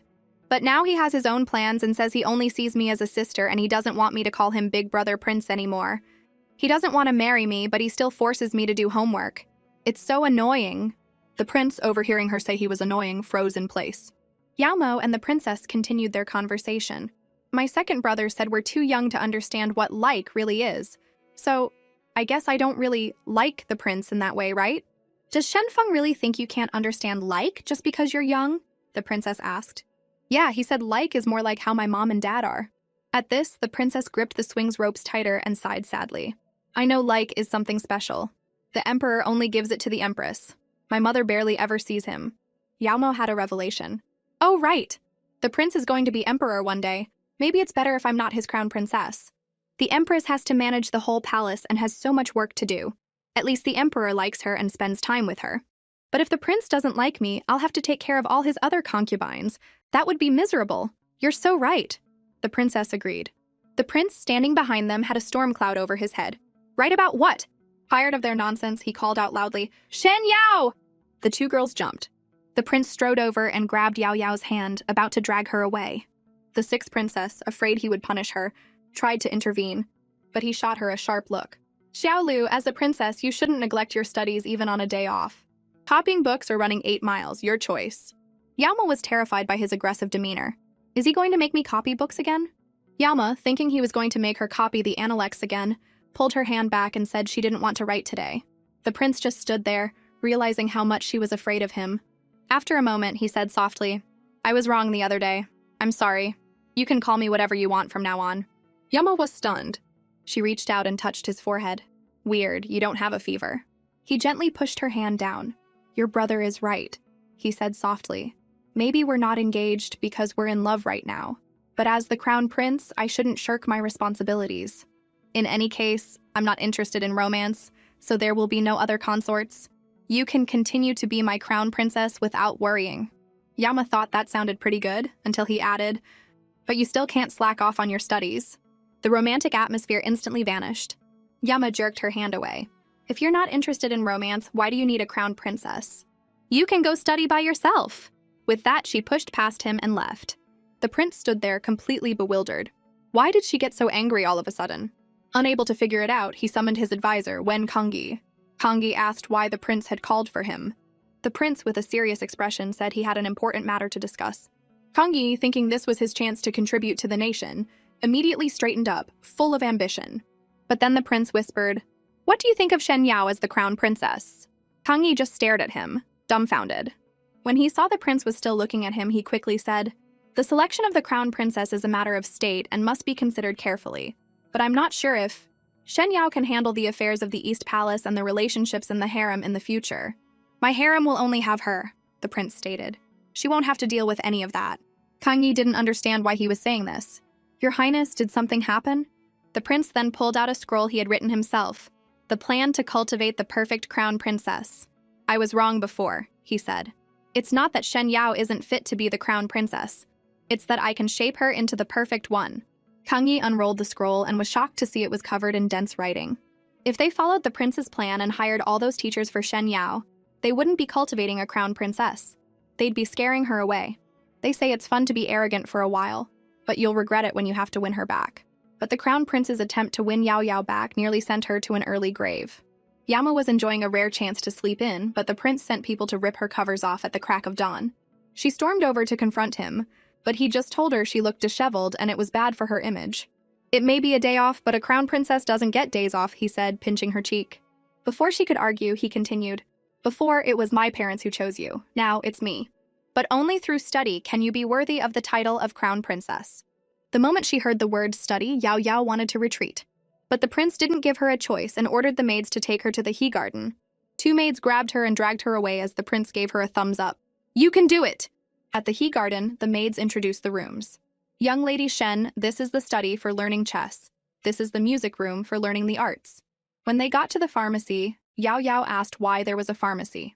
Before the maids could answer, Kangi appeared. "This is for learning about herbs and medicine to avoid being poisoned." Yama was overwhelmed by all the different classes. "Has the Empress been poisoned recently?" she asked. Kangi ignored her and said he was just there to give her the schedule. Yama took one look at the schedule and her head started to ache. Dance, tea ceremony, horse riding, flower arranging, strategy. The list went on and on. Kangi gloated. "What do you think? The prince values you so much. Aren't you touched?" Yao Yao crumpled the schedule into a ball. "You can leave now, Grandpa." "I can't," Kangi said. "The prince ordered me to supervise you." He was about to go read in the pavilion and come back for her at mealtime, but the dance teacher stopped him. "Mr. Wen, you misunderstood. The prince said that as the study partner, whatever the young lady learns, you will learn too." Kangi froze. He had been tricked by the prince again. Yama, however, felt a little bit better. "Come on, Wen Kangi, let's suffer together." What's it like to be forced into becoming a crown princess? Yao Yao was forced to learn dance in the morning, play the zither in the afternoon, and do flower arranging in the evening. By the time dinner came around, she and Kangi were both completely drained. The prince, seeing their exhausted state, mercifully told Kangi he could go home after dinner and didn't have to study with Yao Yao anymore. Kangi instantly perked up. Yao Yao thought she was getting a break too. But then the prince brought over an old man. "Shen Yao, this is your strategy teacher for tonight, Mr. Deng. He's going to teach you about siege warfare and formations." Yao Yao had expected as much and just sighed. Late that night, she dragged her exhausted body back to her room, where the 6th princess was waiting for her. She was shocked to see Yao Yao looking half dead. She quickly had the servants bring some snacks. After eating, Yao Yao fumed. "The Empress must have scolded your 4th brother. He's doing this to torture me, so I'll be the one to break off the engagement. But I won't give up. I won't let him win." She then told the 6th princess to come with her to martial arts practice the next morning. Good friends had to suffer together, after all. The last day of their break arrived. When Yama woke up, she found the 6th princess was gone. When she called her name, the princess appeared, all dressed up. "Yao Yao, you have cleaning duty at the academy today, so you don't have to get up early for practice." Yama then remembered it was the last day of break. "But why are you all dressed up so early?" The princess said she was just going with her to help clean, and she hadn't dressed up specially, but she was thinking, "I wonder if Shen Feng will be there today." Yama thought it would be nice to have her along, since things had been awkward between her and the prince lately. A little while later, the prince came to pick her up. He was surprised to see the sixth princess there. The princess, seeing his expression, felt like he didn't want her to come. She quickly said she was going to help Yao Yao clean. "You're going to clean dressed like that?" the prince asked, not believing her for a second. Just then, the fifth prince ran up. He had heard that the prince had gotten dragged into cleaning duty because of Yao Yao and had come to gloat. Yama shot him a dirty look, and he glared right back. The prince, afraid they would start fighting again, sighed. "Since you're all here, let's just go together." His plan for some alone time with Yao Yao to apologize was ruined. It looked like he wouldn't get the chance today. Early that morning, Yao Yao and the others went to the academy for cleaning duty.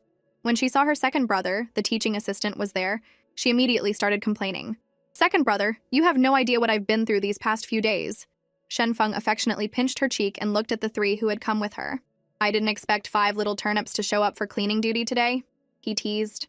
"Mr. Shen, your math is off," the fifth prince laughed. "There are 4 of us." "Where did you get 5? "There's one more inside," Shenfeng explained. Inside, Kangyi was furiously writing. Kangyi was so dedicated to his studies, he even came to the academy on his day off, Shenfeng said sarcastically. "So I gave him some extra homework." He then put a hand on the fifth prince's shoulder. "Your Highness, are you here to study too?" The fifth prince had a bad feeling. Before he could explain, Shenfeng pushed him into a seat. "Since you're so diligent, you can join Kangyi." Yama shot her brother a look, signaling him to give the fifth prince a hard time for bullying her. Shenfeng nodded. The two of them plotting together made the prince sweat. The fifth prince pointed at the sixth princess. "Why doesn't she have to do homework? Do you think she's here to gloat like you?" Yao Yao retorted. "She's here to help me clean." Kangyi and the fifth prince, not wanting to do homework, immediately said they were there to help clean too. But Shenfeng just told them they could clean the classroom after they finished their homework. They had shot themselves in the foot. Shenfeng then assigned the prince and Yao Yao to clean the library. The sixth princess was about to go help, but Shenfeng told her to stay and help him supervise. Though she didn't understand why, she was happy to stay by his side. In the library, Yao Yao and the prince worked in silence. The prince noticed she had been unusually quiet lately. He cleared his throat and said, "I heard from your father that you've been doing well in your martial arts training." Yao Yao just gave a non-committal, "Oh. Why haven't you been talking to me much lately?" he asked. "My studies are demanding," she said, though she was thinking, "It's because you're torturing me with all this studying to force me to break up with you." Sensing the little girl's attitude, he asked if she was sulking. "No, you don't need to worry about me, Your Highness," the little girl snapped. "Let's just focus on cleaning." As she spoke, she slipped and fell right toward him. With a loud crash, they landed on the floor in a very intimate position. Both of them immediately blushed. While Yao Yao was accidentally tackling the crown prince, the sixth princess was diligently supervising her fifth brother, her eyes glued to his every move. "Xiao Liu, I can't write with you staring at me like that," the fifth prince complained. "Mr. Shen told me to supervise you," she said, seeing nothing wrong with it. "Then why aren't you supervising them?" he demanded. Shenfeng, overhearing him, agreed it was a good point. He looked around for a spot where he could see both locations and settled on a large tree in the courtyard. The sixth princess looked up at the tall tree. "I don't know how to climb," she said. "My apologies," Shenfeng said with a smile. Before she could react, he swooped her up and leaped into the tree. The princess, caught in a princess carry, squeezed her eyes shut. "We're here," he said. "If you don't mind, could you loosen your grip a little? It's a bit tight." Startled, she blushed and looked down. Seeing how high up they were, she quickly turned and hugged the tree trunk. "What's wrong?" he asked, confused by her nervousness. "It's my first time being this high up," she said. "I'll take you tree climbing more often then," he said with a smile. "You can relax, I won't let you fall." She slowly shifted into a sitting position, but was still very tense. He told her she didn't have to be so formal, but how could she relax in front of her crush? She just said her mother had told her that as a princess, she must always maintain her composure. "Does hugging a tree like that count?" he teased. Just as she was feeling embarrassed, they both saw the exact moment Yao Yao tackled the prince. The princess's jaw dropped. Shenfeng quickly covered her eyes. "Kids shouldn't watch this." After accidentally tackling the crown prince and giving him a peck on the lips, Yao Yao sat on top of him, stunned. It wasn't until he awkwardly asked her to get up that she snapped out of it and scrambled to her feet. "That was an accident. I didn't mean to kiss you. It was unavoidable. Don't get the wrong idea," she babbled, backing away and knocking over a bucket of water. The water spilled everywhere, soaking a pile of books. She quickly grabbed the wet books, her first thought not being that she would be punished, but that her brother would get in trouble. "Give me the books," the prince said. She thought he was going to tattle on her. "I'll agree to break off the engagement like you want, but please don't get my brother in trouble," she pleaded. The prince looked at the wet book in his hand and frowned. It was an original, one-of-kind manuscript by the poet Lu Shiheng. He was even angrier that she thought so little of him. "Is that what you think of me? What do you mean, like I want? You're making me study all these things to force me to break up with you first, aren't you?" she asked. The prince couldn't believe she had misunderstood him this whole time. "It's because I want you to be my crown princess that you have to study so much," he said quickly. She was about to say that she would listen to her brother and that they should wait, but he cut her off by pinning her against the wall. "It's too late to back out now," he said domineeringly. "No breaking the engagement. And of course, a crown princess can kiss her own prince. Don't worry about what just happened." After his red-faced confession, he said he would take care of the wet book and that she just needed to dry the others in the sun. Yaoma stared after him, dumbfounded. She never expected him to say those things to her today. The princess was happy that her friend and brother had made up, but Shen Feng's eyes were sharper. He had recognized the wet book as the works of Shiheng. The princess was shocked. She knew it was a one-of-kind original. Shen Feng continued, "From the looks of it, the prince didn't tell Yao Yao how important that book is. In that case, please don't tell her either so she won't worry." The princess agreed, but she was worried that if anyone else found out, her brother would be punished. "Mr. Shen, please keep what happened today a secret," she pleaded. "Of course," he said with a smile. "If you're still worried, we can make a pinky promise." The princess was taken aback. She didn't like that he always treated her like a child, but she couldn't refuse him. Blushing, she hooked her pinky with his. "There, now you can rest assured, right?" he said, thinking she liked this sort of thing. "If there's anything else I can do for you, just let me know." She didn't understand what he meant by anything else. "After all," he continued, "you were frightened at the palace because of me. Consider this my apology." "In that case, Mr. Shen," she said timidly, "can you please stop treating me like a child in the future?" He just chuckled. "Your Highness, do you know that only children say things like that?" She knew he hadn't understood her real meaning. As she was about to try again, he went on, "What's wrong with being a kid? I wish I could go back to being 8 or 9. The princess gave up. She was so tired of this. The 6th princess couldn't believe her subtle hints had been completely lost on him. She didn't know if he was genuinely clueless or just pretending not to understand. Giving up, she said she was going to go help Yao Yao clean. "Next time you have cleaning duty, Your Highness," he teased, "you should probably choose something a little easier to move in." She wanted to explain that she had dressed up for him, but she couldn't bring herself to say it. Blushing, she just said she hadn't thought it through and would follow his advice. Shen Feng sensed something was off in her tone and realized he had probably said the wrong thing. He immediately crouched down. "I didn't mean to criticize you, Your Highness. Please don't be upset. You are naturally beautiful and look good in anything. I was just worried that cleaning would stain your favorite dress and make you sad." She had thought for a moment that he was about to say something romantic, but it was just him talking to her like a child again. The more she heard, the angrier she got. When he finished, she turned and ran off, leaving him crouched there, completely confused. Meanwhile, Yao Yao had collapsed on the floor after finishing her cleaning.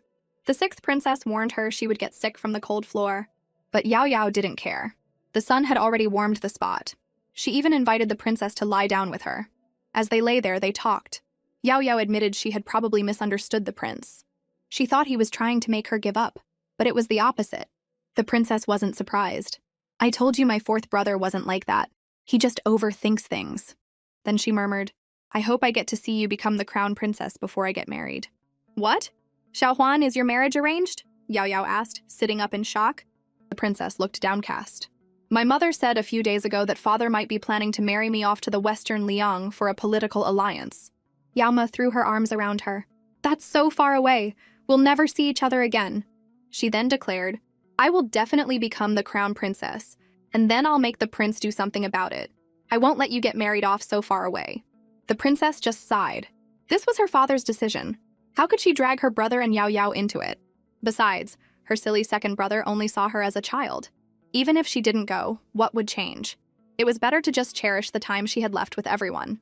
"Your super smart deskmate is sleeping in class. What do you do?" Yama, the class's resident napper, was surprised to see the crown prince dozing off today. This was a rare sight. Wen Kangyi, sitting behind them, also noticed. Worried that someone would use this against the prince, he told Yao Yao to wake him up. But Yao Yao, looking at how peacefully the prince was sleeping, thought for a moment. After a brief internal struggle, she decided not only to let him sleep, but to join him. Kangi was speechless. It seemed like if you wanted something done right, you had to do it yourself. He twirled his brush and prepared to poke. Yama, seeing him hunched behind the prince, asked what he was doing. When he said he was going to wake him up, she immediately stopped him. The prince finally gets a chance to sleep. Why would you wake him up? Is this a place for sleeping? Kangi argued. If word gets out, the chancellor's faction will start talking again. As they were arguing, the prince woke up and whispered for them to get back to their seats. But just then, their rival, the fifth prince, shot his hand up. Teacher! Shen Yao and the others have been whispering under the desk and disturbing everyone. Yama was startled and looked up to see the teacher glaring at them. As she shrank back, the prince quietly explained to the teacher that they were just discussing their performance for the academy's anniversary celebration. But the teacher wasn't buying it. Is that something you should be discussing in class? He snapped. Yao Yao quickly shook her head. The teacher, knowing she was prone to goofing off, decided to keep a closer eye on her. I'm already under your watchful eye, she said meekly. You see every little move I make. The teacher pointed to the spot right in front of his desk. I mean here, go get a small table and sit here. Yao Yao was on the verge of tears. The pressure of sitting face to face with the teacher was too much. Little did she know things were about to get worse. He slammed his own desk down next to hers, and smugly told the teacher that since he was her desk mate, he should sit at the front too. Yao Yao immediately wanted to object, suspecting he was up to no good. But before she could, another thud came from her other side. The prince had also moved his desk, saying that sitting at the front was a good idea. As Yao Yao was trying to figure out what was going on, Kangi and the sixth princess joined in, one yelling, I'll be wherever the crown prince is, and the other, I'll be wherever Yao Yao is. Yao Yao was speechless. The teacher was not pleased with their impromptu seating arrangement. All right, now that you're all settled, no more whispering, he said grimly. For slacking off in class, Shen Yao, Wen Kangi, and the fifth prince, go stand outside. The fifth prince protested. I didn't do anything. Why do I have to be punished too? For being loud and disrupting the class, the teacher said without missing a beat. As the three of them stood outside, looking miserable, the teacher added, think about what you did. And also think about what you're going to perform. The three of you must perform an act at this year's celebration. But teacher, they were the ones discussing it, I wasn't. The fifth prince began. You will also perform a solo act, the teacher interrupted. Do the other two have any questions? Yao Yao and Kangi, suddenly put on the spot, quickly shook their heads in terror. The teacher left, satisfied. The fifth prince was fuming and tried to blame Yao Yao and Kangi. The performance was the prince's idea, Yao Yao shot back. And you're only being punished because you decided to move your desk next to mine. What does that have to do with me? While they were being punished, Yao Yao asked Kangi what he meant earlier. Was the prince's sleepiness her fault? No, Kangi said, quickly turning away. He couldn't let that secret out. The fifth prince, overhearing them, took the opportunity to mock Yao Yao. I don't think you should be the crown princess. You're just causing trouble for my fourth brother. The prince said he wants me to be his crown princess, so mind your own business, Yao Yao retorted. The fifth prince, unable to argue, turned to Kangi. So why is the prince so tired? Forced to say something, Kangi lied and said it was because Yao Yao wasn't studying hard enough, and the prince was worried sick. Yama actually believed him and said that the prince hadn't been studying with her lately. Kangi seized the opportunity and went on about all the teachers the prince had hired for her. As Yao Yao naively argued with him, the fifth prince realized Kangi was just changing the subject. He was even more curious about what was really going on with his brother. As he was thinking, Yao Yao nudged him. So what are we going to do for the performance? The fifth prince looked at the wild girl and the weak scholar beside him. What could they possibly perform? You do boxing, Kangi dances, and I'll play the zither, he said dismissively. Why do I have to dance? Kangi asked, horrified. I heard you've been learning martial arts lately. This is a good chance to show off your progress, the fifth prince said. Seeing Kangi's distress, Yao Yao suggested he could perform a boxing routine instead. Kangi was speechless. He was learning martial arts, but he was nowhere near good enough to perform. That evening at dinner, the empress kept putting food on Yao Yao's plate as the two chatted happily. The prince, however, was quiet. The empress, noticing his pale complexion, asked if something was wrong. No, mother, I'm finished. I'm going back to do my homework, he said, getting up to leave. Yama immediately stood up too. I'll go with you to do homework. She said goodbye to the empress and followed him out. On the way, she asked if he wanted to study together, but he said he had other things to do and refused. She offered to help, but he refused again and told her to go back to the He Garden and rest. Yama watched him walk away, confused. He was usually so eager to supervise her studies. Why was he acting so strange today? Could his recent exhaustion really be her fault? When the prince got back to his room, a head popped out from behind a lotus plant. Yaoma tried to follow him in, but a guard blocked her way. She said she was there to do homework with the prince, but the guard just said coldly, "His Highness has ordered not to be disturbed." As she was about to argue, the prince opened the door. "Yao, I knew you'd follow me." Startled, she stammered that she had a question about a problem. When he asked which one, she couldn't answer. The prince knew what she was really up to. Even when she said that studying with him was more effective, he still gently pushed her away, saying he had extra assignments from his father and didn't have time to teach her. With that, he went back inside and closed the door, leaving her with the stone-faced guard. The next morning in class, they noticed the prince's seat was empty. It was the first time either of them had seen him miss class. "Why is fourth brother absent?" the fifth prince asked Yao. "What did you do now?" "What do you mean, what did I do?" she shot back. "I want to know why too." Seeing that she genuinely didn't know, the fifth prince realized she was telling the truth. Yao said the prince had been acting mysterious and strange lately, which piqued the fifth prince's curiosity. "It wouldn't be that hard to find out what he's been up to," he said. Yaoma didn't believe him. "Don't underestimate me," he said, pulling her hair playfully. He then glanced back and saw Kangi straining to eavesdrop. He leaned in close to Yao's ear. "If you want to know, I'll come find you tonight at 10. Can you even get out that late?" she asked, then remembered. "Oh, right, you have that doggy door." "It's not a doggy door, it's a secret passage." "Get it right," he huffed. Not wanting to argue, she said, "Whatever you say. Now tell me the plan." He drew a simple map. "Fourth brother opened a side door to the He Garden for you. We'll go through there. I know a shortcut to the East Palace." It sounded like a solid plan. They agreed to meet at 10. Behind them, Kangi hadn't heard a thing, but seeing them conspiring gave him a bad feeling. After school, he chased after Yao to try to get some information. But as soon as he opened his mouth, the fifth prince appeared out of nowhere. "Wen Kangi, did I hear you mention my name? Why don't you say it a little louder?" Startled, Kangi quickly straightened up. "I was just saying that as a prince, you shouldn't be whispering in class. You're the crown prince's study partner, not mine. It's not your place to lecture me," the fifth prince said dismissively. Yao and I were just discussing our performance for the anniversary celebration." He then playfully tugged on Yao's hair again. She was so annoyed she wanted to punch him. "I wonder if you figured out how you're going to dance yet," he continued, smirking at Kangi. Kangi's heart sank. Was he really going to have to dance? His grandfather would kill him.